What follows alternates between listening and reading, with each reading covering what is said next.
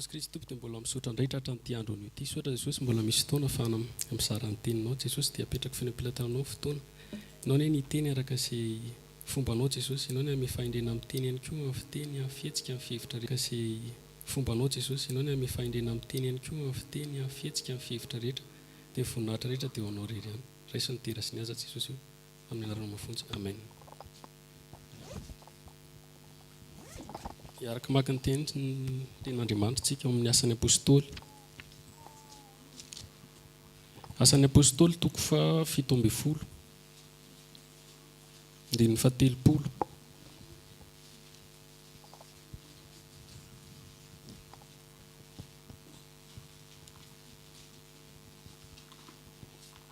Asan'ny apôstôly toko fa 17 andininy fa 30.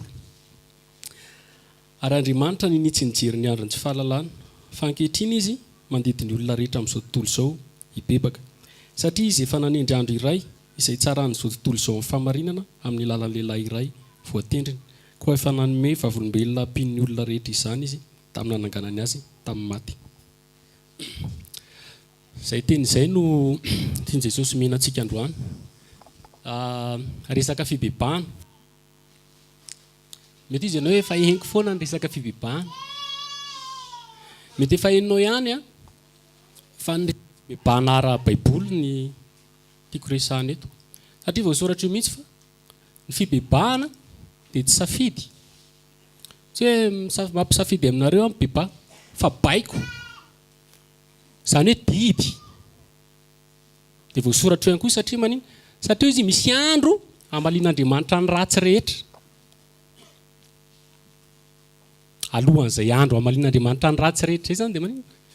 Mandidiny olona rehetra izy hibebaka. Tsika rehetra mety efa mieritreritra mibebaka. Satria manino? Raha teneniko izao nareo efa mibebaka ve? Ie. Satria nanino? Nitsangana tamin'ny indray andro izay tomany. An'olo tena ho an'i Jesosy. Dia tsika ie. Fibebahana tsy décision anatin'ny 2 minitra. Ma décision anatin'ny 2 minitra tampotampoka ianao nandrain'i Jesosy dia hombady ny fahafatesana. Ohatran'ilay dahalo iny. Tsisy fika intsony satria efa ho faty. Amin'iny ianao manolo tenan'i Jesosy, mandrain'i Jesosy, voavonjy ianao, mibebaka ianao. Satria nanino? Hombaky ny fahafatesana. Samy hafa ny fomba fiantsoan'i Jesosy antsika rehetra io. Tsy ohatr'izay daholo nefa.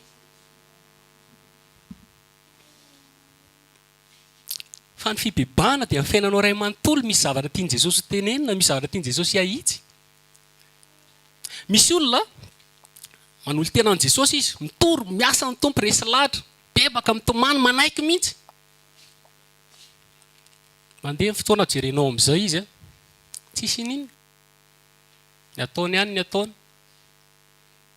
Dia izy mibebaka satria nanino? Satria nitory teny dia nanolo tena ho an'i Jesosy dia nitomany mihitsy ihany nanaiky nandrain'i Jesosy tompo sy mpamonjy. Tsy mibebaka izany amin'Andriamanitra. Misy olona izay olona fantatra fianakaviana, torian'i Jesosy izy dia resy lahatra, manolo tena, mivavaka, mifona mihitsy.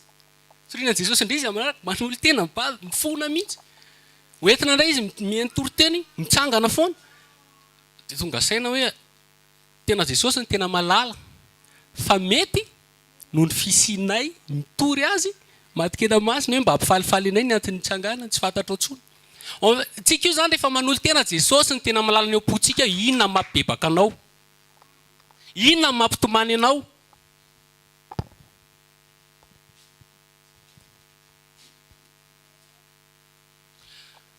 Tianao tsy ambavao kely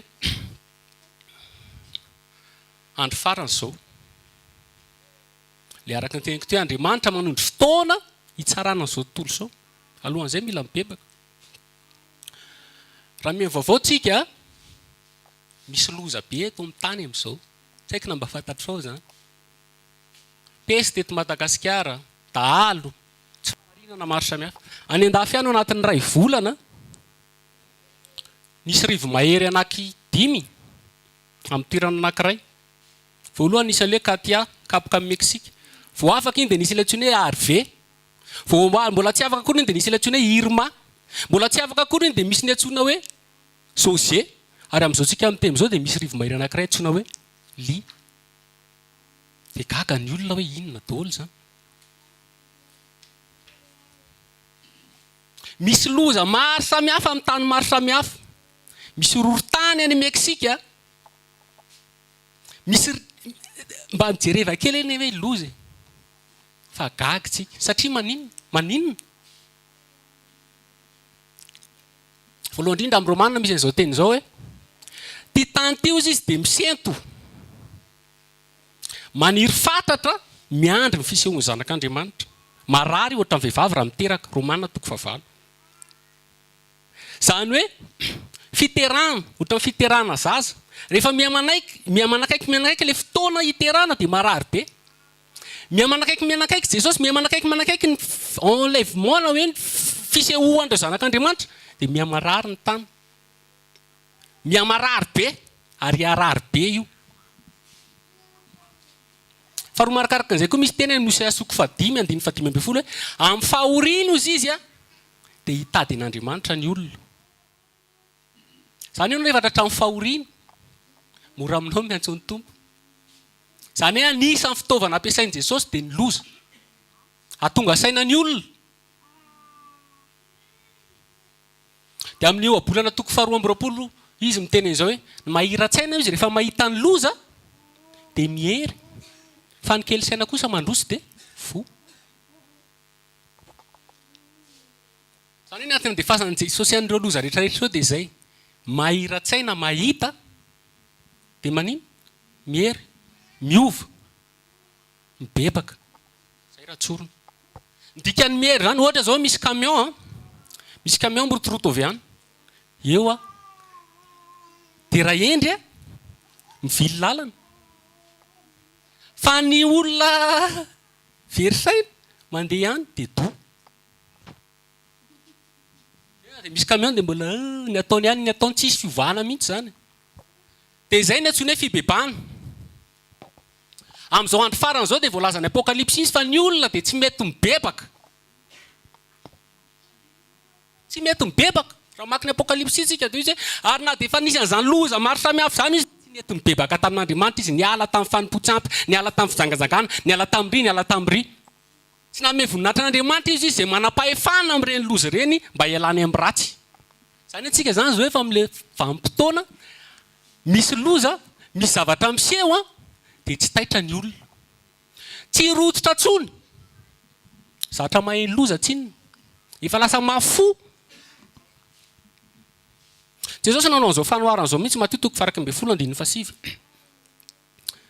Izay manatsofina eto miaino, aoka izy eny. Fa tahaka ny ahoana ny anoharako an'ity taranaka ity ozy izy, tahaka ny olona eny etsena izy ozy izy.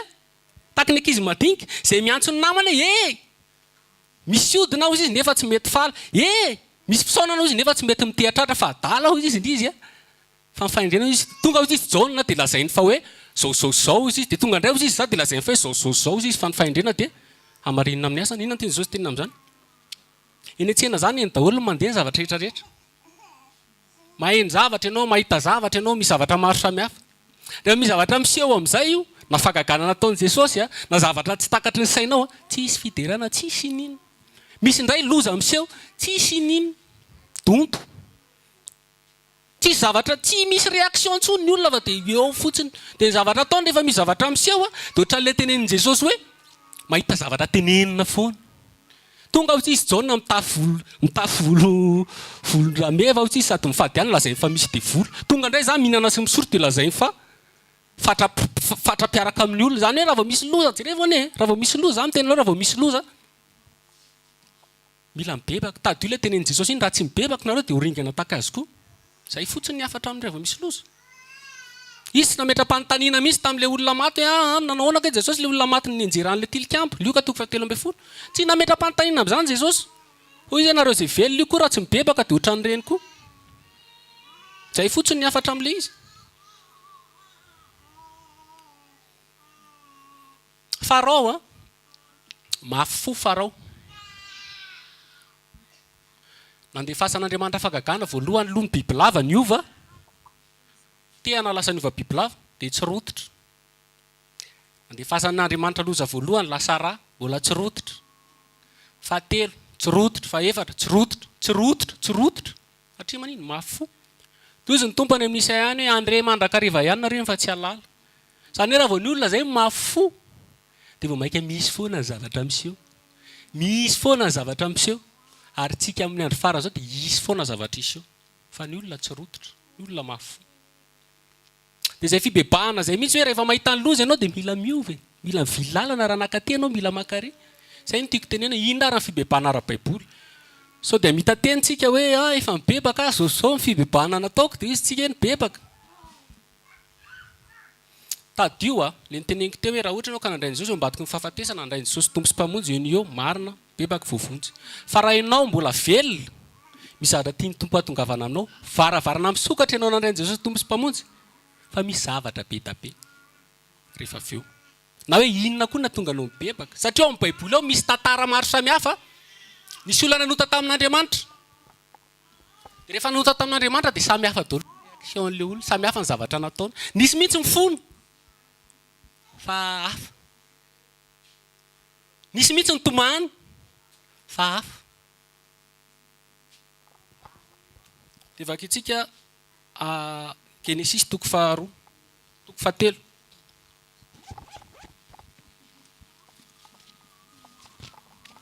Mba ny Adama sy Eva aloha ny tantara voalohany. Efa hentsika ihany fa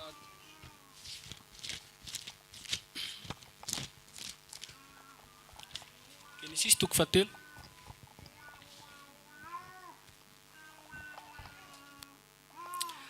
Andiny fahavalo.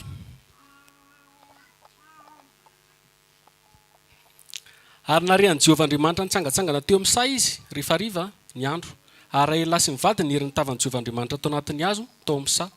Ary Jehovahandriamanitra dia niantsondra Relaky nanao hoe aiza moa ianao dia hoy izy nandrehanao tao amin'ny sa ka natahotra satria mitanjaka ka dia niery. Ary hoy izy iza moa nanambary taminao fa mitanjaka ianao efa nananao va ny hazo izay nandrarako anao tsy nananao dia hoy rahalehilahy ny vehivavy izay nomenao izy no nanome sy ny voankazo ka dia nihinanao. Hoy Jehovahandriamanitra tamin'ny vehivavy inona izao nataonao izao dia hoy rahavehivavy mihina rano na mitaka ka dia nihinanao. Hoy Jehova Andriamanitra tamin'ny mihina rano satria nanao zany zavatra ianao amin'ny biby fiompy rehetra dia ianao no voaozina. Ny kibonao ny andehananao ary ny vovon-tany hohaninao amin'ny andro rehetra iainanao. Io ny tantara iray voalohany. Mahitsika fa diso i Adama sy Eva. Rehefa diso Adama sy Eva dia nitenen'Andriamanitra hoe ino ty ataonao ty? Izay foana mantsy Andriamanitra. Dia izy diso. Efa nananao va dia ie. Nitsotsa marina ve Adama? Ie. Ny aiky izy ve fa hoe nanota? Ie. Fa zao izay ihany. Nampino le izy. Hoy izy hoe le vehivavy izy natonga nalavo. Dia teo amin'ny vehivavy indray dia Satana natonga nalavo. Izany hoe olona miaiky fa diso fa manamary-tena, manampy zavatra. Ary io mora mahazo ny kristianina rehetra. Rehefa tonga amin'Andriamanitra dia fona fantatra hoe tsy mety ny nataony. Mafy be ny Jesosy ilay izy. Fona Jesosy fa tena lavo tamin'iny fa ny ao aminay ny ao aminay ny toeram-piasana gravy be. Tena enjana be.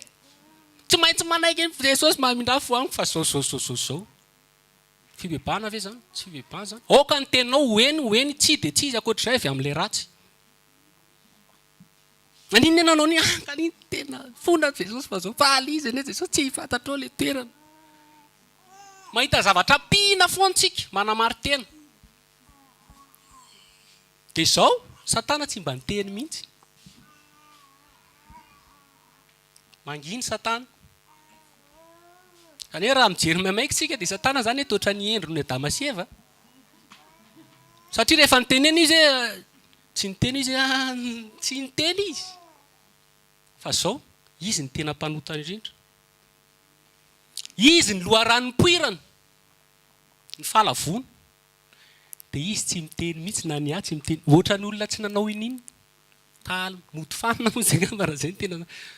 Eda be ny olona rehefa manota, efa fantatra zao ilay zavatra atao tsy mirarahana zany izy.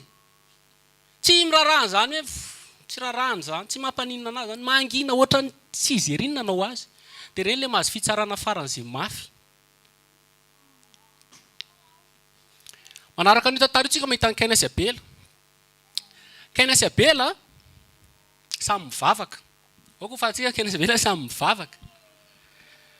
tondra fanatrikaina tondra fanatitra bela dia voasoratra mihitsy fa nenikaina tsy nakasitran'Andriamanitra fa nena bela nakasitrana teo amin'izay kaina rehefa nahita fa ianona nahazo fankasitrana tamin'ny tompo kaina Iabela nanjombona ny tarehany izy ny voasoratra dika manjombona tarehy izany misy zavatra manavesatra azy zay ao amin'ny fony ao misy fialonana zay ao amin'ny fony ao misy zavatra tsy tiany zay ao amin'ny fony ao io tarehantsika io aoko fantatsiva io tarehantsika io miteny sao dia fantatsika zany voasoratra ny baiboly mihitsy hoe ny fony ravo izy mahafaly ny tare fa ny avesatry ny alahelo izy mariraka amin'ny fanahy zany hoe raha te hijery anareo zany dia jereko daholo fotsiny tarehanay dia fantatra hoe faly be ato hoe ay kivikivy any ay tezitra ry ay ry kosa satria mani le tare miteny dia izy Andriamanitra miantso ny kaina hoe raha miramirana ianao raha tsara toetra anao tsy tokony miramirana va tandremo izy fa raha toizanao zao dia anoto ianao nefa ianao no tokony hanapaka azy Andriamanitra koa miteny foana dia meloha mbola tsisy zavatra mbola tsy manoto ianao dia miteny foana Andriamanitra ialana sao anoto ianao ka hitratra ny fitsarana satria Andriamanitra mitsara dia tsy nihainao izany kaina tsy miraharaha an'izany kaina na dia miteny ary Andriamanitra fa zao tonga amin'izay ny fotoana toy izy ny soratra masina hoe ary kaina ozy izy niteny tamin'ny Abela dia rehefa niteny izy eo izy dia nyvonoa ny rahalany Abela zao mety tsy malala ininona mihitsy kaina miresa tsy malala ininona mihitsy satria ny problème dia tsy Abela fa ikaina zany hoe rehefa ianao zay zany noatra ny kaina avy any aminao ny olana raha aminao zay misy zavatra manavesatra ny fonao le olona mety tsisy problème aminao akory fa tsy maintsy avy any aminao foana ny poiran'ny olana satria kaina no niteny tamin'ny Abela maty amin'izay Abela tonga indray Andriamanitra oka rehefa tonga Andriamanitra ny zavatra tian'Andriamanitra amintsika voalohany inona ny nataonao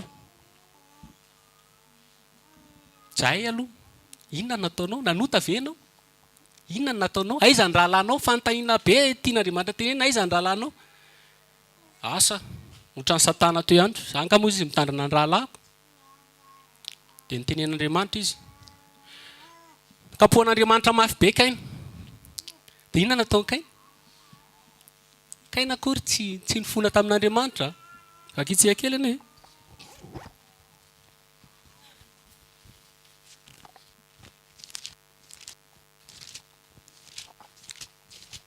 Genesis toko faefatra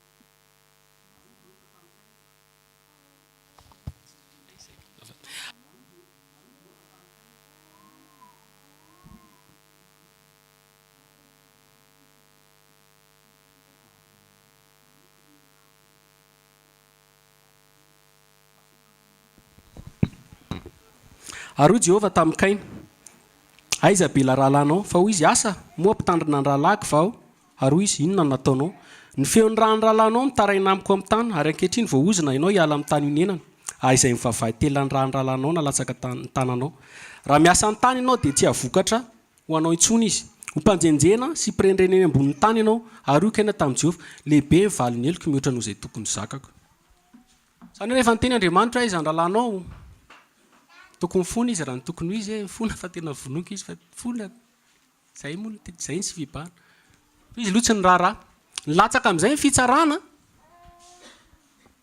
ary le fitsarana ao koa fantatsika fa zao Andriamanitra io rehefa mitsara zay zavatra tianao indrindra ny ataony kaina dia mpamboly mifantoka amin'ny fambolena ao izy mandany rondoa tiany be ny mamboly fa rehefa mitsara Andriamanitra dia mifambolena ny kapohany tamin'ny kaina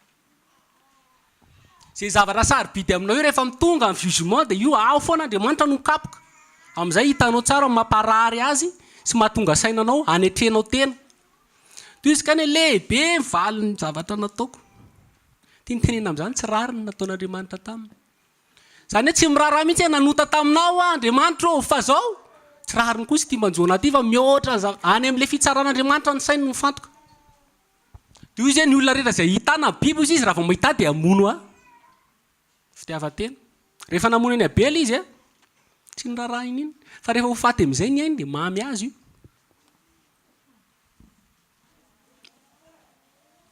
dia kaina tsy mibebaka mihitsy nanometsiny an'Andriamanitra tsy rariny zao ataonao avy zao dia voalaza fa ikaina izy dia niery nitavan'i Jehova zany hoe zay rehefa mafo rehefa ianao zay misy zavatra miseho amin'ny fiainanao a ianao zao ohatra efa nisy zavatra fantatra hoe tsy mety a tsy mibebaka ianao milatsaka ny fitsaran'Andriamanitra ny fahotana iny misy vokatra foana aoko ho fantatsika zany misy vokatra foana ny fahotana na dia efa mibebaka ianao misy an'izany ohatra zao za ohatra hoe raha nangalatra mbola tsy lalan'izao zay nangalatra tapahan'olona ny tanako satria nangalatra dia tapaka ty ohatra efa tapaka ny tanako bebaka am'izay efa ny tanako efa tapaka anirina am'izay izy mifatika nanina ty tananao ty dia zaly nangalatra io zany hoe manino misy fahotana ataonao misy fiatraikany foana ao afara misy fahotana mety hoe levina tsy mila an'izay fa ny ankamaroan'ny fahotana rehefa vao miseho io a tadio ny tenenin'ny Paoly ny Jesosy ampahafantariko azy ny zavatra rehetra zay aretana satria nanino satria Paoly dia nanao zavatra faran'izay ratsy ihany koa rehefa tonga satria Andriamanitra mitsara namela helika fa zao ny zavatra nataony nisy mivaly tamina any antsika kristiana izy dia mba voenjika koa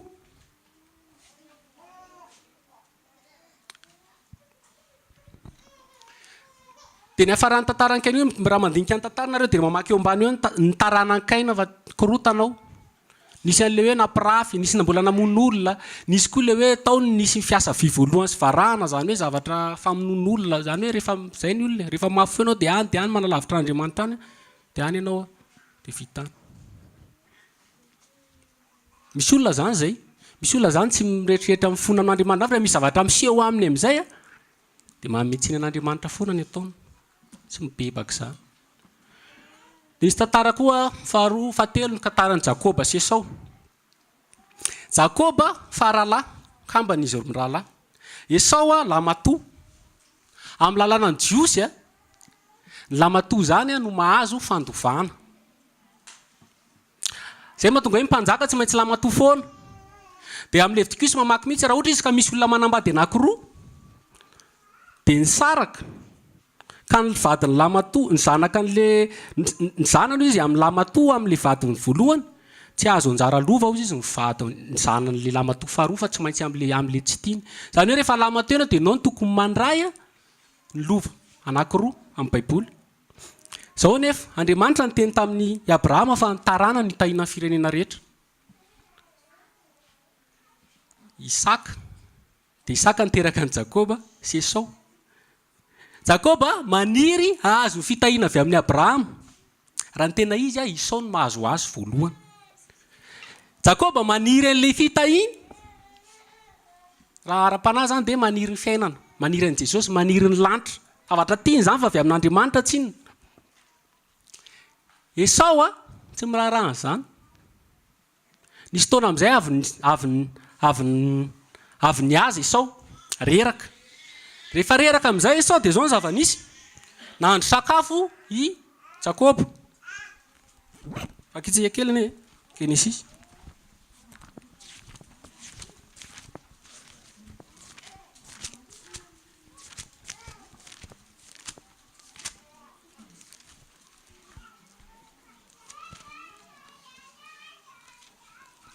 Genesis toko fa 5:20 andininy fa 7:20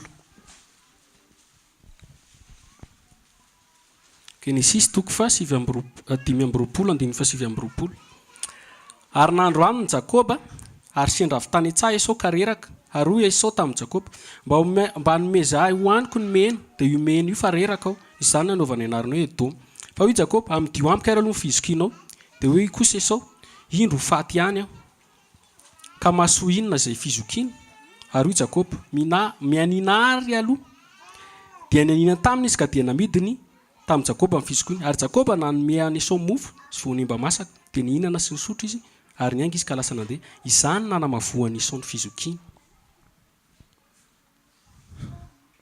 zany hoe Esau zany io mihitsy ny teniny Esau hoe fizikiny za moa ataoko inony tsy mahasoa akory zany ho faty ihany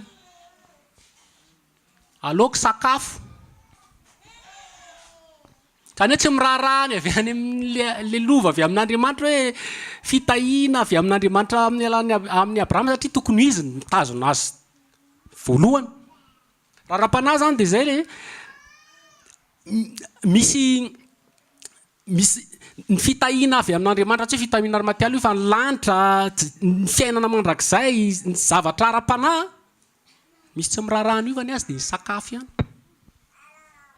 sakafo raim-bava hozy izy dia hoe samy ho faty ihany io teny io tena be da be manao an'io mba tanora fa zaza manano samy ho faty ihany malao aloha manala azy kely resaka momba fiainana mandrakizay mbola tanora zay tsy mirarahana zany fa ny ataona ihany ny ataona Jesosy anie mila raisina dia zao hitan'Andriamanitra fa Jakoba maniry an'izay na dia tsy amin'ny hafetsena ary naovan'i Jakoba azy satria voalaza mihitsy amin'ny hafetsena fantatr'Andriamanitra fa maniry an'izay Jakoba nasain'Andriamanitra nitokana mihitsy Jakoba 220 taona verina avy any amin'izay izy niditra ny tany Kanana niona tamin'Andriamanitra teo amin'ny Paniela kapohan'Andriamanitra satria famonjena tsy avy amin'ny herin'ny tena nandringa mihitsy vao niditra tao tany Kanana mila larodan'Andriamanitra indrem-pandeha ohatr'izay mantsika rehefa hiditra ny lanitra oka ho fantatrao fa tsy maintsy mandrindringa misy zavatra mahazo misy zavatra esorina misy zavatra maro samihafa vao mahita ny lanitra rehefa avy eo amin'izay rehefa nahazo fitahiana Jakoba tonga amin'izay Esau folo tamin'irainy tomany mihitsy voasoratra gogogo tsisy tsony ve mba mifitahiko araiko toy izy Esau ka inona tsony meko anao dia any Hebreo miteny an'izao mihitsy na dia nitady fotoana ibebahana izy tsy nahita na dia tamin'ny ranomaso azy zany hoe misy fotoana ianao mety hitomany fa inona mampitomany ianao satria ianao matahotra fa hiditra eo amin'izay ianao vao mitady fitahiana le fitahiana kay mampitomany ianao le ohatra hoe faty zany ianao dia eo amin'izay ianao veritreretra niditra ny lanitra amin'ny ranomaso resahana aminao foana Jesosy resanao mila mibebaka tsy mirarahana zany fa ny sakafo ihany tonga amin'izay ny fotoana gogogo amin'izay ianao amin'ny ranomaso inona ny resahanao tsy hoe diso akory fa mivarotra ny fizikiko tsy hoe diso fa tena tsy nentina ataoko Jesosy manino za te hiditra ny lanitra be da be ny olona te hiditra ny lanitra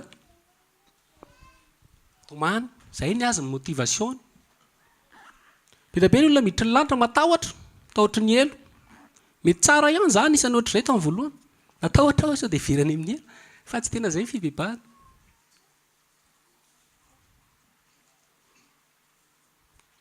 fa rehefa manotsika anie misy fon'Andriamanitra maratra ao koa fantatrao fantatria ny olona tia tena dia ny intérêt-ny ihany jera na mba tonga fotsiny ao amin'ny lanitra dia efa mety amiko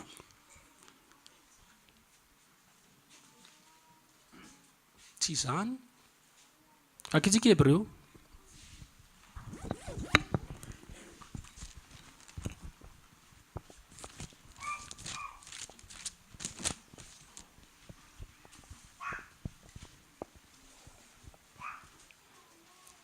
Hebreo 12 andimy fahinana amby folo vakiko amin'ny 5 ary mitandrema tsara fandrao izy hiala amin'ny fahasoavan'Andriamanitra fandrao izy fakamangidy mitsimboka ampikorotana ka ho voalotony maro fandrao izy mpijangajanga na olona tsy manady izay masina dia tahaka ny Esau izay nivarotra amin'ny fizokiny azahoany hanina andraim-bava fa fantatrareo fa rehefa afaka izany raha te handova fitahiana izy dia nilavina fa tsy nahita izay bebana izy na dia tamin'ny ranomasy fatratra azy zany hoe mitomany mihitsy Esau ary vao raha mamaky ny tantara io dia izay mihitsy mitomany be tamin'ny rainy izy fa tsisy ninona tompo izany malala antsika tompo malala anao rehefa niaiky ianao teo hoe inona sasany anie zala zay konareo fa ny sasany anie misy taona manatona an' Jesosy satria misy problème be tady mofo izy ny tompo dia tena eo mihitsy fa rehefa tena fakafakana ny ao anatiny ao misy zavatra endrasany io zay mahatonga anazy mandroso eo aloha zay mahatonga anazy mitomany io fa tsy hoe diso nanao ny tsy nety nanota nisy taona Josoa andeha hiady anafaka ny io tanàna kely. Rehefa alohan'ny ady izy Andriamanitra hoe rehefa hiady nareo dia aoka tsisy zavatra voaloto aminareo. Aoka nareo hanamasina ny tenanareo. Dia niady zareo aloha ny afaka ny Jeriko, azo Jeriko. Dia tao amin'izay nisy any akana, nalainy nangalatra akana. Nangalatra ny zavatra efa ten'Andriamanitra tsy atao nanota zany akana. Dia nafeniny akana. Zany hoe masony olona akana io mpanafika mahery io, mpiady. Tena mirehatra mihitsy. Tsisy malala mihitsy io akana io kay mpangalatra. Miaraka miady, miaraka manafika. Nandeha nafika amin'izay nafika any io tanàna kely. Resy ny Israely. Josoa mampitarika azy fatany misy zavatra tsy normal. Teny tamin'Andriamanitra, Andriamanitra ino ty zavatra manjona tsy fa tsy lôzika zao, tsy normal fa misy zavatra tsy mety ato.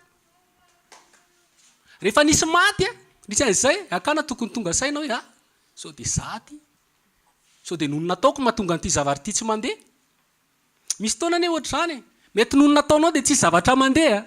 Mety tsisy zavatra mandeha ny fitoriana, mety tsisy zavatra mandeha ny zavatra tsisy ninona. Fa ianao zao afeninao zay izy akana nanafina nazy tao anatin'ny lay.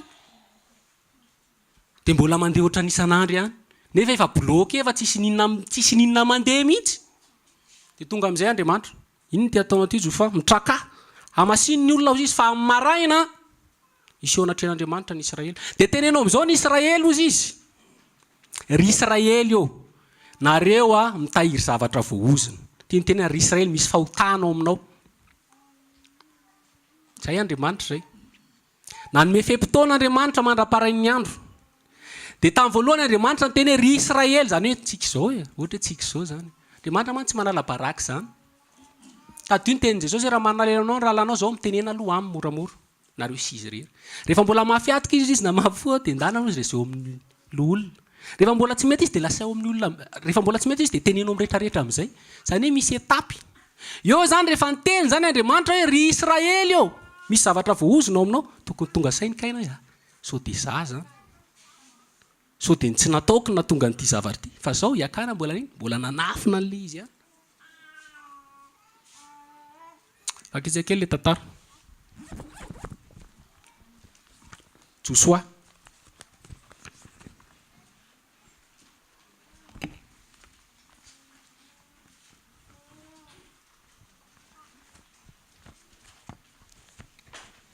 Josoa toko fa. Josoa toko fa 7 andininy fa 13. Josoa toko fa 7 andininy fa 13.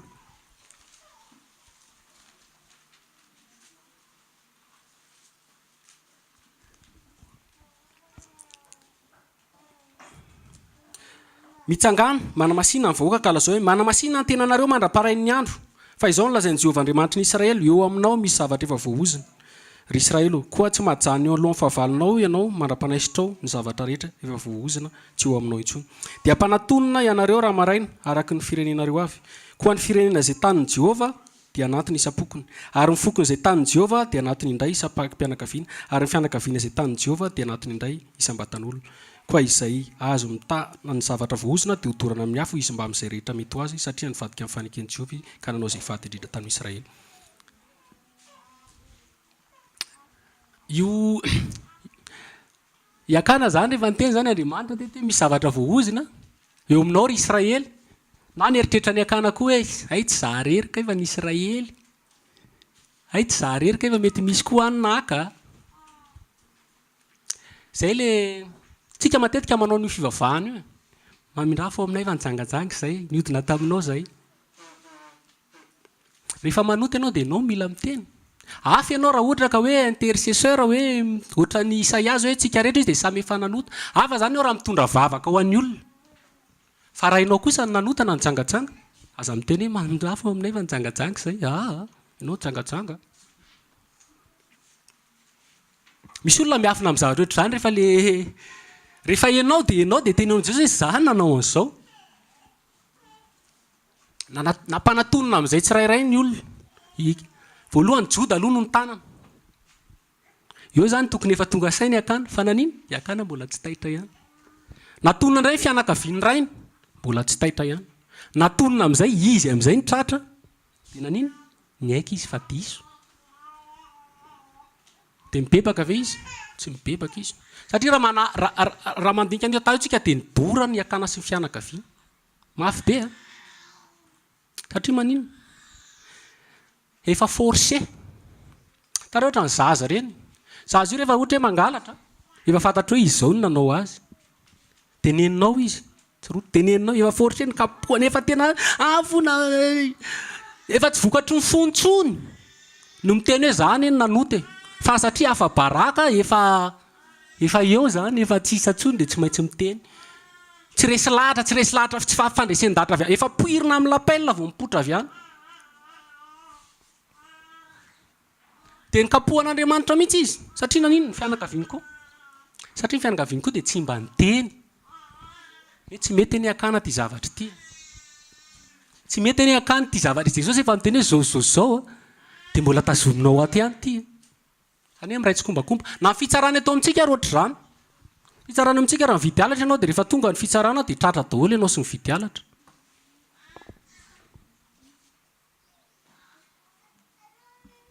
dia nikapohan'ny Josoa daholo izy rehetrarehetra satria miray tsy komba tsisy miteny tsy mba misy zany zavatra fiainan-davanandro ny kristianina ankehitriny tonga avy any rangaha tsy haiko nanao kolikoly avy any izy tondra vola ohatrano avaiza ny vola raha matoa ny vola nisy any zay tary le fiara dia nanome anakely dia mba ianaovantsika loka kely aloha ty ay sotra betsaka dia mividy loka mihinana daholo fianaka tsy mba misy tonga saina hoe rangaha mba tsy mety eny ty ataontsika ty fa alahen'olona ve ty hoantsika ty nefa dia ataony rehetrarehetra zany zay le ray tsy kombakomba daholo ny ray ozy izy miteny an'izao ny kapakitay ny zanaka mitondra azy raha matoa manao mofo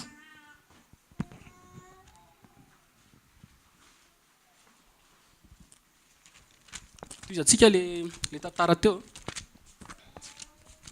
Josoa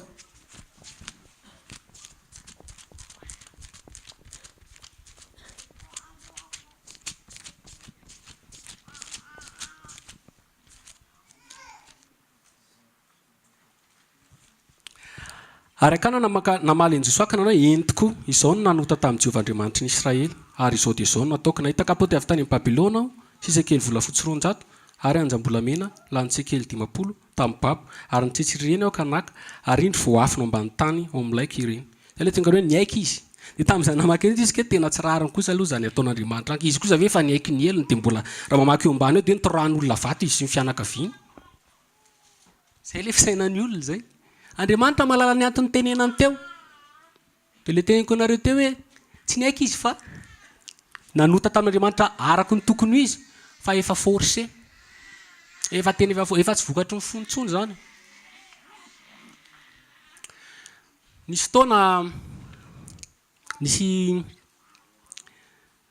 tao amin'ny asan'ny apôstôly nisy an'i Simona io mpanao fanafody dia Simona io rehefa tonga ny apôstôly dia nanao asa be dia nametra tanana tamin'ny mpianatra dia nilatsaka ny fanahy masina dia hozy izy Petera hoe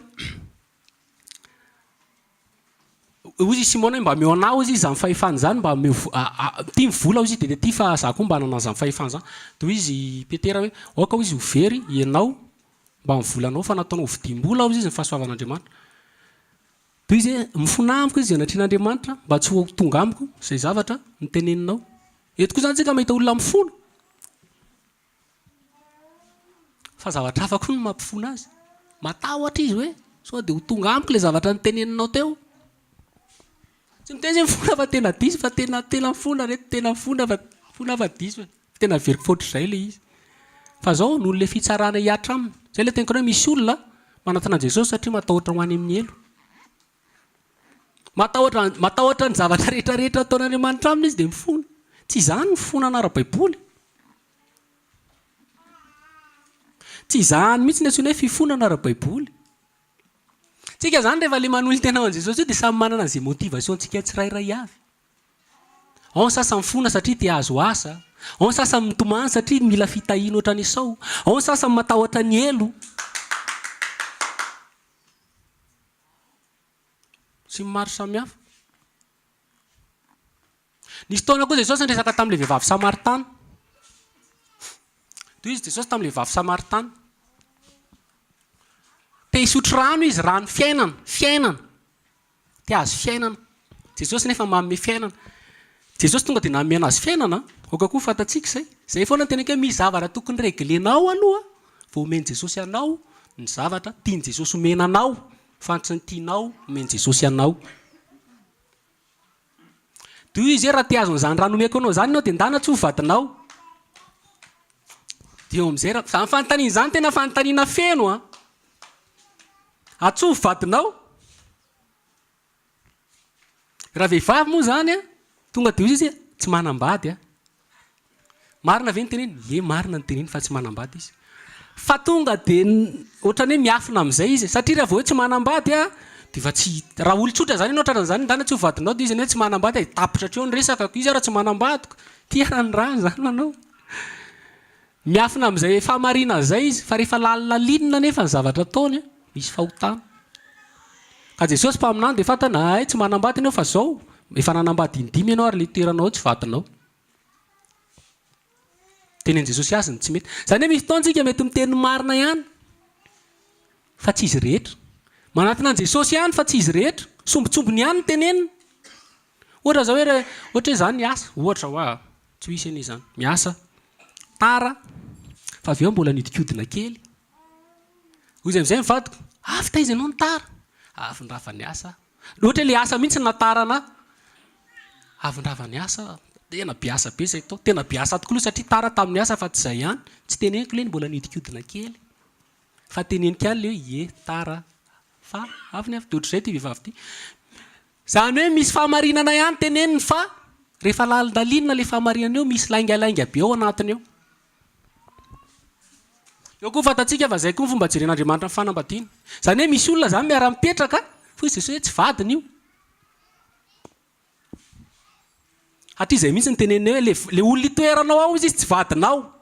Izany hoe tsy rehefa misy lehilahy sy vehivavy miara-mipetraka akory a miteraka dia mpivady. Fiarahamonina mety tsisy ny teny an'izany fa eo Jesosy miteny an'izany hoe tsy hivadinao io miara-mipetraka aminao io.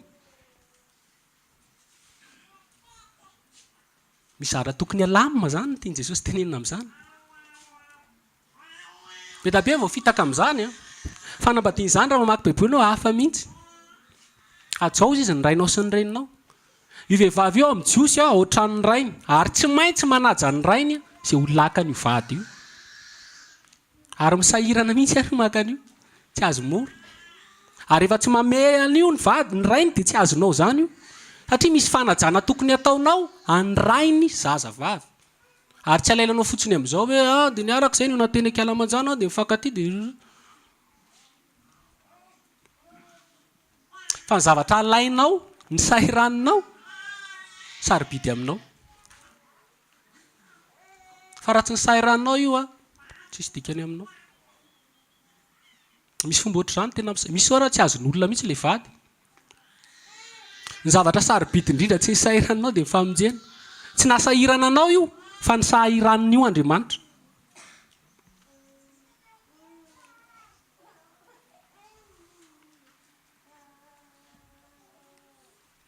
Dia inona nataon'ilay vehivavy? Navelany teo ny rano. Navela teo ilay fiainana. Lasa izy. Joro vavolombelona. Mahagaga fa misy an'izao olo izao izy taria. Izao no nataoko tamina. Izay ny fibebahana. Vita hatreo ty raha ty ny zavatra aloha ty hajanona dia aloha miala. Misy fanapa-kevitra zany. Ny fibebahana ara-baiboly dia manenina.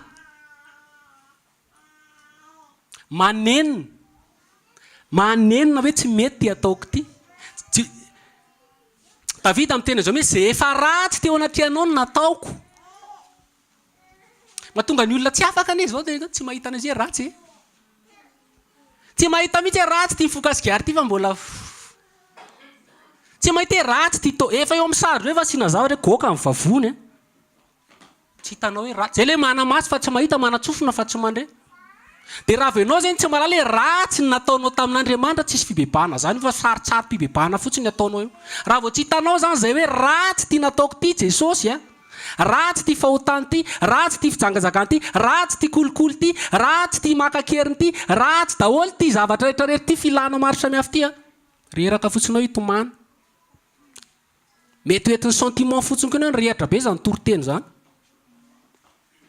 fa mila mahafantatra ianao hoe ratsy ty nataoko tamin'izay zay ratsy efa tao masinao izy nataoko ry Andriamanitro tsy misy miafina taminao tsy hoe miafina amin'Andriamanitro fantatray fahotanay izy any amin'ny Isaia any zany hoe fantatray misy olona rehefa anontanianao izy zany izy tona misy olona zay nake atao batista dia anontaniako efa ahoana ho fijoroana ilaina moa fijoroana vavolombelona izy hoe zaho izy izy a zaho olona tsy de ratsy a zaho izy olona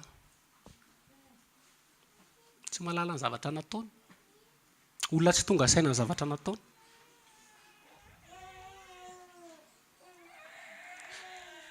vakitsika Luka toko faraky amby roapolo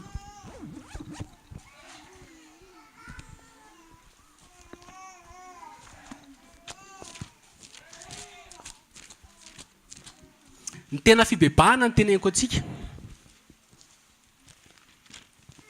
Matteo azafady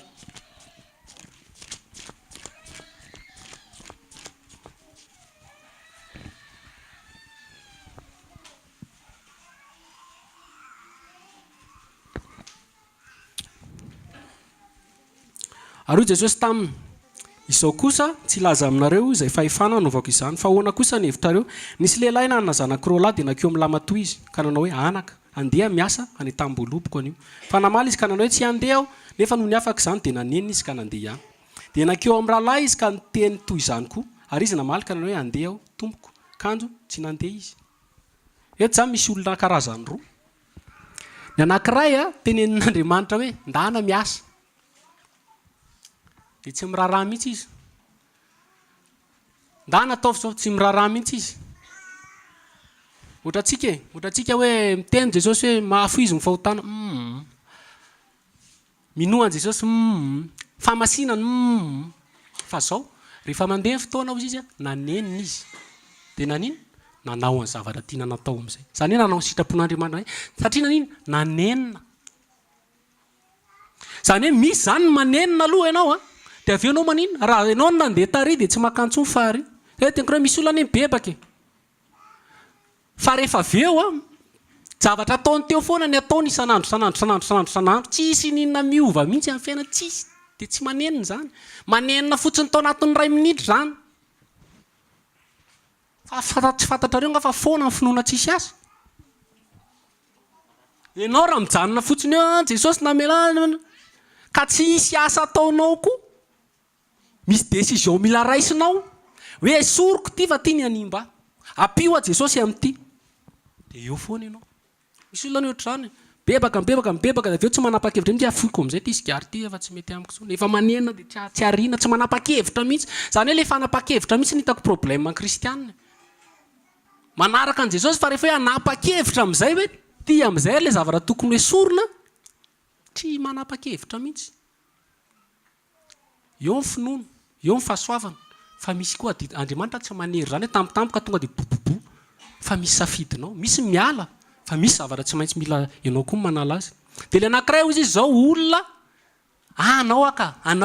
anao fa zao tsy nanenina mihitsy izy tsy nanao zavatra tiany Jesosy natao akory zany hoe misy olona zany mahafantatra tsara ny Jesosy ohatra tsika io ary taoko hoe tsika mihitsy kristianina ankehitriny dia malala tsara ny tompo etombava fotsiny manaja an Jesosy amin'ny olona eto fotsiny ajerenao zavatra ataony tsy misy manaraka ny sitrapon'i Jesosy zany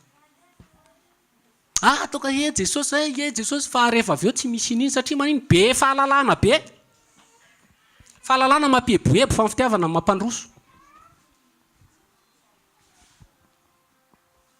hitanareo rehefa misy olona miova fo amin'i Jesosy amin'ny voalohany iny mirehatra be tonga dia catégorique radical izy ny fomba fiteny zay tonga dia mirehatra be zany rehefa tena le mibebaka reny tena le hoe tena Jesosy mihitsy ny asa resy lahatra fa zao rehefa nandeha ny fotoana manomboka may verset amin'izay rehefa tenena zay misy tsy mety dia manino anomboka mana interprétation amin'izay ka iny zao fa ty ana tsy hitanareo fa any satria manino malala hozy izy zay mahatonga ny famorana amin'ny jiosy amin'ny 7 andro ny atao 7 andro zany tena mbola kely dia amin'iny zany raha voanao mbola kely iny misy esorona vetivety dia sitrana ary zay mihitsy le izy ara scientifika zany hoe rehefa famorano io zany nofinao esorona zay moa tsika rehefa amin'izay zao tsika misy zavatra esorona foana esorona ny zavatra tianao taloha ka tsy misy araka ny sitrapon'Andriamanitra esorona ny fomba fitafinao taloha ka tsy araka ny sitrapon'Andriamanitra esorona ny namanao taloha ka tsy araka ny sitrapon'Andriamanitra esorona daholo reny dia rehefa ianao le ao mitsopo mirehatra iny vetivety aminao io dia afaka satria anao tsy be verset be fa rehefa mandeha amin'izay fotoana be verset be anao mahita zavatra hafa amin'izay anao ka ena ene zao fa zao koa ny tenen'Andriamanitra tsika aza mba mitsara mba tsy tsaraina fa zao be fahalalana tsy manaiky diso ohatran'ny Adama sy Eva ary sarotra ho an'ny olona manana fahaizana biblika za koa anatin'izany sarotra ny olona manana an'ity miaiky fa diso teneninao izy mahita zavatra tenenina nefa misy marina ihany le zavatra tenenina satria maniny be fahalalana be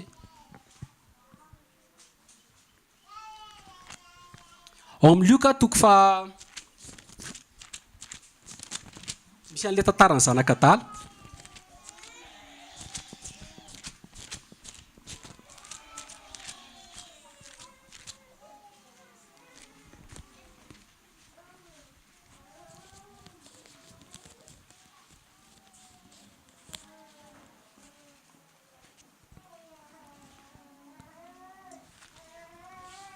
Luka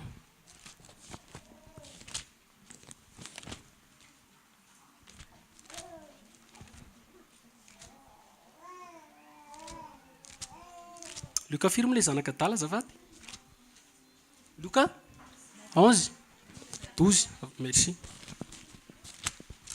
Luka toko faha 12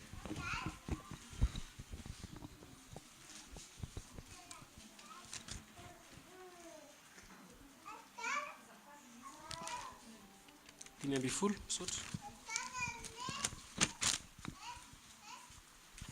io tantarany zanak'Adala io koa fibebana tena izy zao ny tantarany zanak'Adala zanak'Adala io dia tao tranony rainy zany hoe zasy ianao kristianina dia zao leo be izy tao tranony rainy dia lasa izy nandeha tsy miraharahan'Andriamanitra trony tsy te raharava nanao ny ataony tany dia rehefa miala lavitra an'Andriamanitra ao koa fantatrao fa rehefa miala amin'Andriamanitra ianao dia misy ny antsoina hoe mosary misy ny fijaliana misy ny fahoriana misy ny ady maro samihafa dia izy zanaka lasa andevo voasoratra mihitsy hoe lasa niakin-doha tamin'ny tompon-tany zany hoe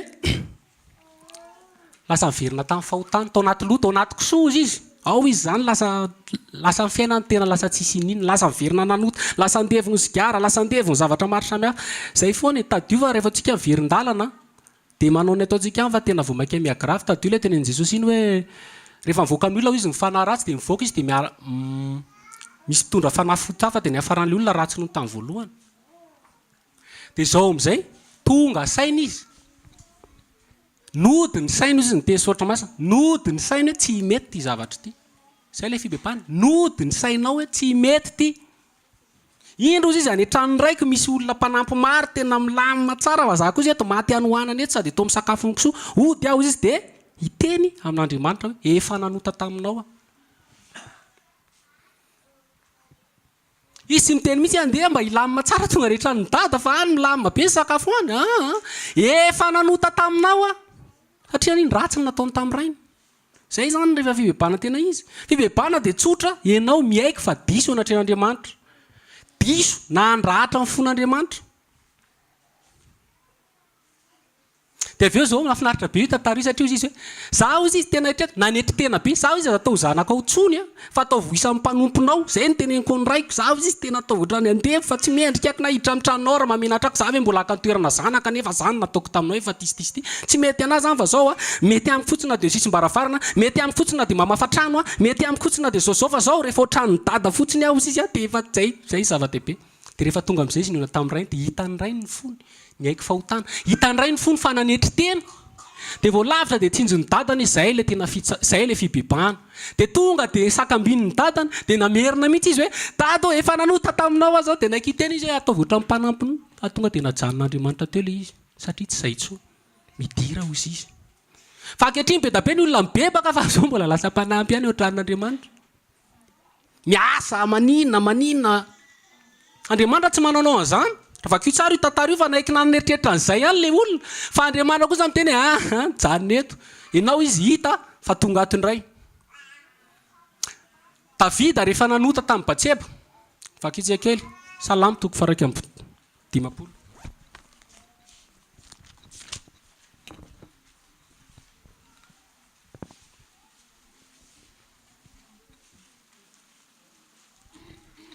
Nanota tamin'ny Davida nahita tamin'ny Batseba Davida. Mivonony ny vadiny dia nandriny raha vehivavy. Raha tsorona zany dia Davida sady mpamono olona mpijangajanga. Fahotana ratsy zany amin'Andriamanitra ny fijangajangana koa ny fahotana tena isan'ny ratsy amin'Andriamanitra satria manino Baiboly miteny an'izao hoe tsy fantatrao izy fa fahotana rehetra dia nivelan'ny tena fa izay mijangajanga kosa izy dia manota miantra amin'ny tena. Zany rehefa mijangajanga anao miaraka amin'ny tsy vadinao dia manota miantra amin'ny tena. Nofo ray ihany izy roa. Fa ankoatr'izay mety mandainga ianao amin'ny vava sotro zany fa raha vao mijangajanga dia ratsy be. Dia io koa ohatran'ilay teo nanota Davida tsy nisy nalala ny firy tao amin'ny tempolo tao amin'ny lapan'ny mpanjaka raha mamaky ny tantarantsika. Dia zava-nisy amin'izay dia bevoky Batseba. Dia rehefa bevoky Batseba vitsivitsy ihany koa malala an'io. Tonga amin'izay Andriamanitra rehefa tsy niafina intsony ilay izy moa niaraka tamin'ny nataony dia nanao fanoharana. Nisy olona izy nanana ondry anankiray sarobidy taminy. Nisy olona kosa manan-karena be. Dia ilay manan-karena be izy nisy tonga tao aminy, nisy vahiny. Dia avy eo izy le ondrin'le vehivavy, ondrin'le mahantra izy nalainy nohaniny. Dia tonga dia tezitra be Davida. Tonga dia vonoina mihitsy zany olona zany fa zao no nataony. Nefa tsy fantany fa izy io. Zay koa tsika. Mora amintsika mihitsy ilay teny Jesosy hoe ilay sobo-maso ery amin'ny mason'ny olona ry eritreritry ry zany, ry mihitsy zany resahan'ny olona io zany. Mety ianao zany. Ianao izy nanao an'izany izy natao. Fa vao naheno iny Davida tonga dia tsy be fandarana. Tonga dia lafo. Tonga dia niaiky ny famarin'Andriamanitra ary niaiky satria ny fitsaran'Andriamanitra teny hoe manomboka izao ao tranonao hisy ady. Manomboka izao satria Andriamanitra mitsaraka. Ary ilay zaza iny hozy izy dia asoroko. Dia inona teneny mafy be ilay fitsaran'Andriamanitra tamin'izay fa Davida tsy miteny hoe tsy zakako izany fa dia aiza ve dia misy an'izany ohatran-kaina. Dia io mivavaka nataony. Dia vakitsika ny fibebahana. Andiny faraka amby 10. Mamindrafo amiko Andriamanitra araka ny fahasoavanao araka ny habeny fantatranao vonoiny fahadisoako.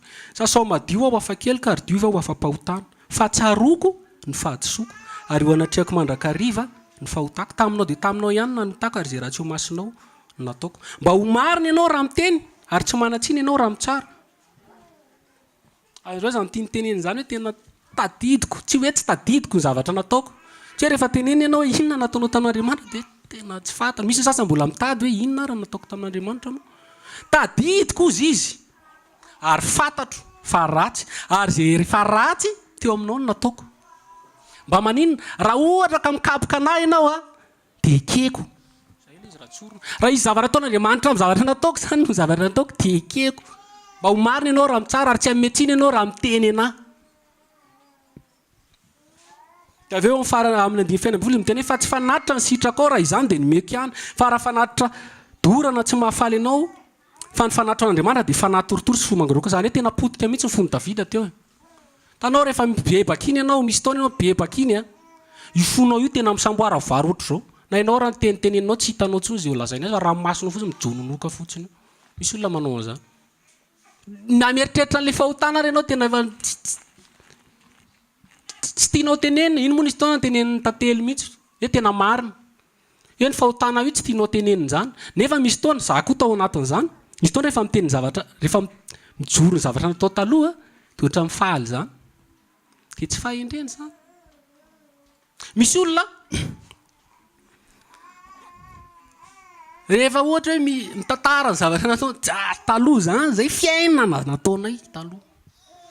Io resaka dalàna io ny fivoahana amin'ny alina mandeha mankany amin'ny alim-pandizana alikaola io zavatra tsy fantatrao io fa za mahalala an'io tsara.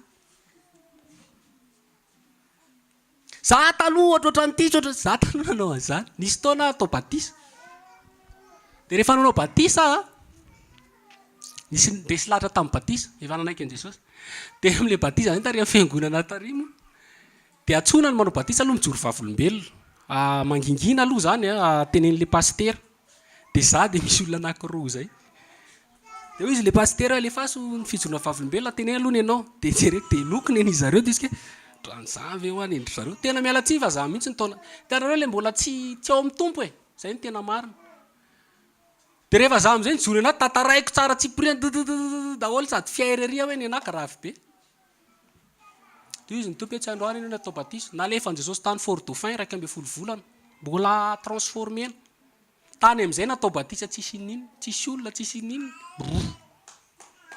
satria manino mbola tsy vonona misy olona ohatr'izany marikoriko io fahotany io misy taona tena tena vao maheno azy fotsiny ara dia manoatra an'izao tsy teeritreritra misy taona ianao mieritreritra an'izany mitsy za moa tena vita an'izany ohatran'ny Davida torotoro fo hoe za moa nataoko tamin'i Jesosy za moa nataoko tamin'ny tompo ratsy anie zany nataoko zany zay ny fibebahana tena lasa lavitra fa raha vao fibebahanao zay tsy mahatsiaro tena zany hoe ratsy nataonao tao amin'i Jesosy fibebahana ataonao zay tsy tonga saina any amin'ny Isaia 7:15 vakitsika anie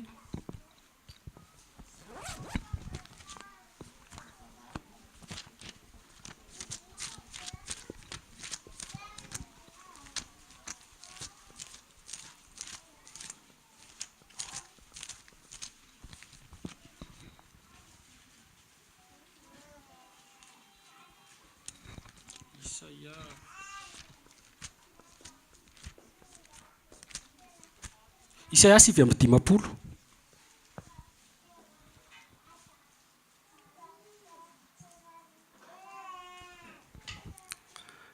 andiny 12 fa efa betsaka eo anatrehanao ny fiodinanay ary ny fahotanay mampianganay eny tsaroanay fahadsoanay ary ny ilokay dia fantatray zay le izy fantatrao no nataonao fantatrao no nataonao jangajanga ianao fantatrao fa nijangajanga ianao nanao kolikoly ianao fantatrao fa nanao kolikoly ianao fantatrao zany raha tsy fantatrao zany dia tsisy fibebahanao anao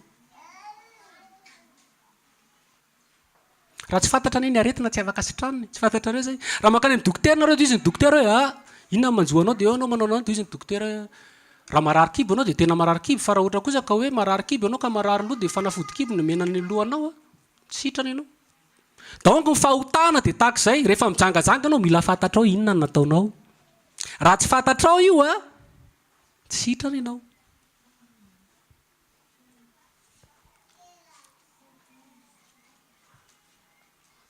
ny farany zay fibebahana manenina amin'ny manenina koa misy hafa misy olona manenina dia avy eo manenina be dia mamono tena miaika any izy fa ratsy ny nataony dia mamoy fo sotro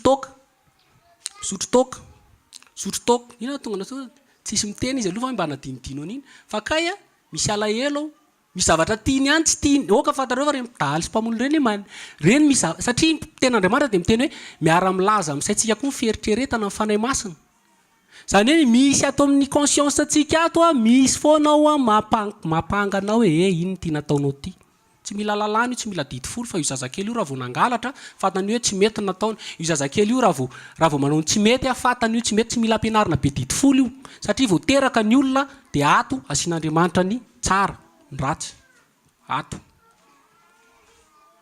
dia misy ny manena dia ohatra ny Jodasy anie rehefa nivadika tamin'i Jesosy nanenina izy ny tenin'Andriamanitra hoe averiny mihitsy ny volo tena ara-baiboly zany zay le fibebahana ny haiko fa diso tena atria am'soro indro efa nanota efa namadika raha marina zay le fibebahana faty zay ihany avy eo amin'izay izy lasa dia namono tena izy ny ten'Andriamanitra hoe ny fahaleloha zao tontolo zao izy miteraka fahafatesana fa ny fahalahelo araka n'Andriamanitra kosa mitondra fiainana ho famonjena zavatra tokony ataony Jodasy dia manino verina amin'i Jesosy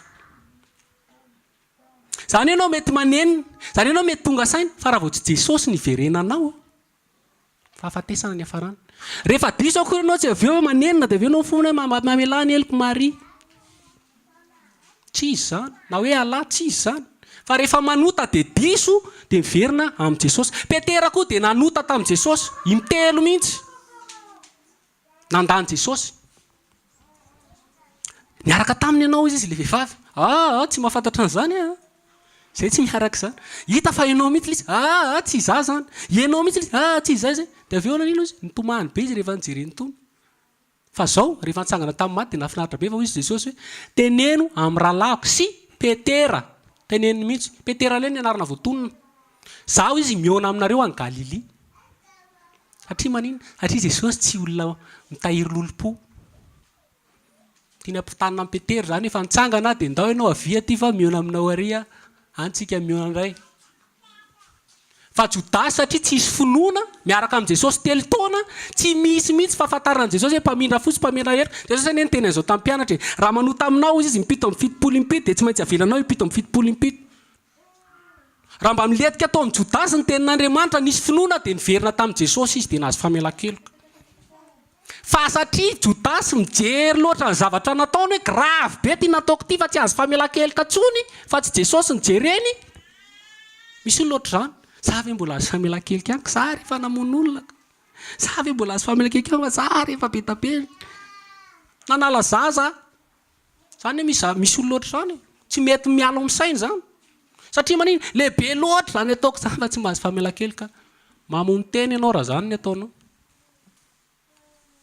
fa ny fibebahana dia izay zavatra nataonao na lehibe na kely dia miverina amin'i Jesosy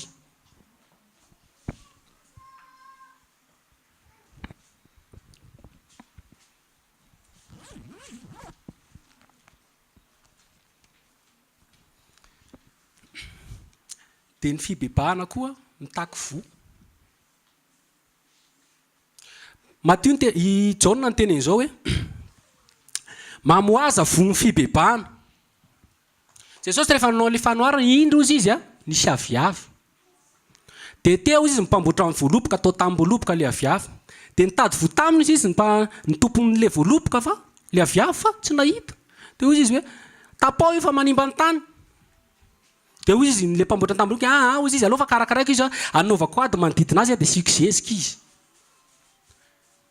eo aloha kely io le misy an'le tantara le nisy olona nanjerany tilikambo nisy olona nararoany pilaty tamin'ny rano fanatiny dia eo alohan'io Jesosy le miteny raha tsy mibebaka reo dia ringana taky azy koa dia avy eo no fanoharana io izy inona zany tiany Jesosy tenina fibebahana misy vo zany ianao zany raha vao mibebaka ka tsisy vo tsisy fibebahana zany resaka fotsiny zany inona ny vo manaky ianareo manasany mamaky ny Galatia tiako vadimy ny vo fanahy izy dia famoram-panahy fahalimem-panahy fahamoram-po fitiavana tsy manisy ratsy ny namana tsy mialina tsy mirere tsy raha fa maka an'io dia raha vao misy anankiray mbola tsy aminao dia fantatra hoe ianao zay be da be ny olona mibebaka fa tsisy ninona zaka io izy rehefa mibebaka dia inona natao indry tompony atsazako ny fananako omeko ny malahelo fibebahana zany misy zavatra hitanao fa tsy hoe tampotampoka dia mibebaka ianao tsisy ninona mihitsy ny fiainanao ohatra ny taloha ihany raha nangalatra ianao avereny ny zavatra nangalarinao raha misy vola tokony mena olona dia andany ianao dia avereny le izy raha mbola tsy manakaloha dia teneny fotsiny hoe mialatsiny fa zao mbola tsy manana fa rehefa hana dia omeko anao fa zao fa jory vavolombelona mandangy ianao raha zany ny ataonao tenenao Jesosy nefa ny avy eo anao zavatra ataonao jereny olona tsy misy mihitsy ny hita nisy olona malahelo aminao ndany ianao miresaka fa zany teneny Jesosy hoe mindana aloha ny fony ao koa fantatrao fa zay ohatra anoheranao ny tenanao ny anoheran'Andriamanitra anao koa Jesosy ny teneny izany Davida rehefa nanota tamin'ny Batseba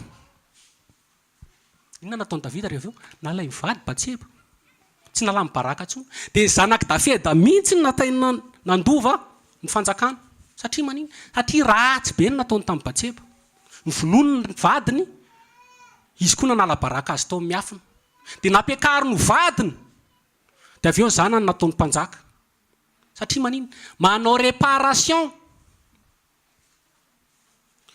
manitsy an'izay tsy mety zay ny fibebahana ary zay mihitsy mateo ianao mbola tsy niantoka tsy ohatran'le jolaly teny akeo tsy décision 10 minitra akory ny fibebahana fa mateo ianao manana fotoana dia nitiany Jesosy tenenina dia rehefa nanao an'le tapy teo ianao ny haiko fa diso dia aitsio amin'izay ny tsy mety avy ireny zay nangalarina raha misy olona malahelo dia ndana miona aminy raha izy amin'izay moa rehefa avy eo no anina dia anjaranao fa zao taisy tafatarina fa namela anazy tokoa ianao tamin'ny fonao raha miona aminao iny dia raha vao mivily lala ianao dia tsy niova za efa tratra an'izany miona amin'ny olona dia mivily lalana amindra fo Jesosy fa tateoriana rehefa miona amin'ny olona dia mivily lalana izy ny tompo hoe iny ty ataonao ty teny ny fanahy vily lalana ve ianao dany ianao mandroso dia miresaka dia raha mamela tokoa ianao dia miresaka ianao dia ohatran'ny tsy dia lisy eny mahafinaritra fa ianao satria ny fonao ohatran'kaina mbola tsy afaka mihitsy a dia mahita prétexte ianao tsy mila prétexte dia raha Jesosy ny ohatr'izany hoe efa namelanao dia avy eo vily lalana ny tompo rehefa mitady azy ianao dia ahoana vily lalana kely alova ratsy be zany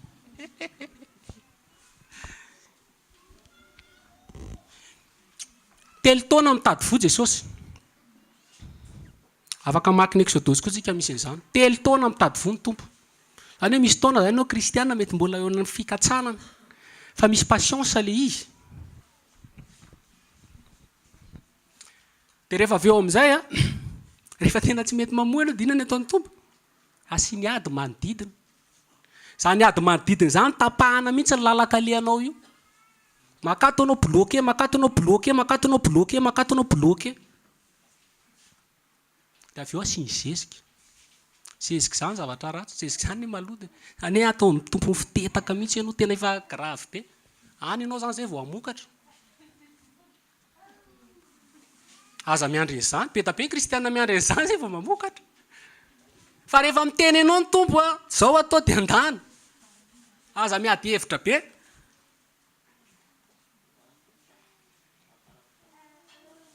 dia tsika malala ny fibebantsika tsirairay avy tsika malala za tamin'izao efa nitsangana za tsy mitenareo raha ohatra hoe misy fiantsona dia bebaka dia za tsy hitsangana tsony ianao malala ny fonao ianao malala ny antony nahitanao ny tompo fa ny fibebahana ara-baiboly a miaiky fa diso a manenina tamin'ny loza nanenina tamin'ny ratsy natao mifona amin'ny alalan'i Jesosy a dia manao réparation zay tsy mangalatra ao ka tsy hangalatra tsony izy raha misy zavatra nalainao zamokany dia avereno raha misy dia ohatr'izay misy fotoana ianao mety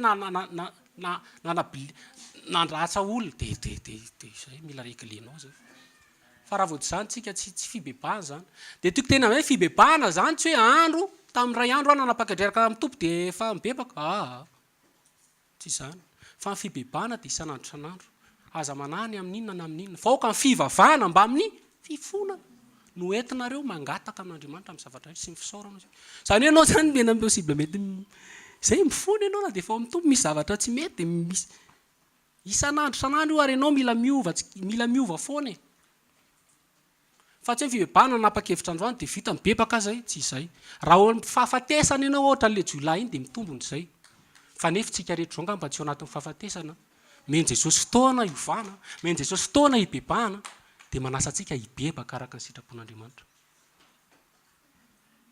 fa ny teny teo dia tamin'ny voalohany iverenako le hoe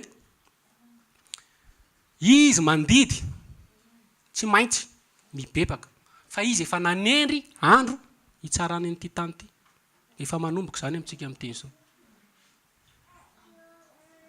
dia aza miandry amin'ny ora farany vao hitady fibebahana sao tsy hahita ohatran'ny Esau ny andro ora farany vao hitady fibebahana efa tsy isy fikatsony ohatran'ny Akana amin'ny ora farany efa mipirina tamin'ny lapela vao miaiky diso tsy izy koa zany fa dia mbola atao hoe anio izy dia aza manamafy ny fonareo tahaka tamin'ny andro ny taon'ny marebo anio ny andro famonjena anio amen